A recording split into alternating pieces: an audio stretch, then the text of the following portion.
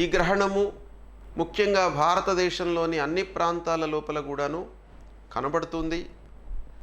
ఈ గ్రహణానికి సంబంధించినటువంటి విషయాలు, విధి విధానాలు పూర్వభద్ర నక్షత్రం కుంభరాశిలో సంభవిస్తుంది కాబట్టి ఈ గ్రహణము ఏ రాసుల వారికి శుభము, ఏ రాసుల వారికి మధ్యస్థంగా ఉంటుంది, ఏ రాసుల వారికి అధమంగా ఉంది అనేటువంటి విషయాన్ని మనం చూసినట్టయితే కుంభరాశిలో గ్రహణం సంభవిస్తుంది కనుక కుంభరాశిలో జన్మించిన వారికి, మీనరాశిలో జన్మించిన వారికి, వృశ్చిక రాశిలో జన్మించిన వారికి, కర్కాటక రాశిలో జన్మించిన వారికి వీళ్ళందరికీ కూడాను గ్రహణం యొక్క ప్రభావము ఎక్కువగా ఉంటుంది.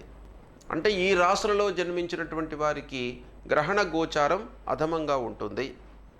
ఇక మిథున రాశి, సింహరాశి, తులారాశి, మకర రాశి ఈ రాశులలో జన్మించినటువంటి వారికి మధ్యస్థంగా ఉంది. గ్రహణం యొక్క ఎఫెక్ట్ మధ్యస్థంగా ఉంటుంది.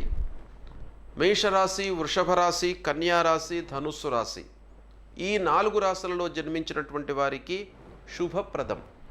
అంటే ఈ గ్రహణం మూలకంగా ఈ మేషరాశి జాతకులకు, వృషభ రాశి జాతకులకు, కన్యారాశి జాతకులకు, ధనుస్సు రాశి జాతకులకు బాగా కలిసి వస్తుంది. విధంగా కొన్ని మంచి ఫలితాలను, అదేవిధంగా చెడు ఫలితాలను కూడాను ఇస్తూ ఉంటుంది. అందులో భాగంగా ఈ 4 రాశుల వారికి శుభప్రదంగా ఉంటుంది. మేష, వృషభ, కన్యా, ధనుస్సు రాశి వారికి. కాబట్టి ఈ రాశుల వారికి శుభయోగం. ఈ రాశుల వారికి ఈ గ్రహణం మూలకంగా 3 నెలల వరకు చాలా మంచి జరిగేటువంటి అవకాశాలు ఉంటాయి.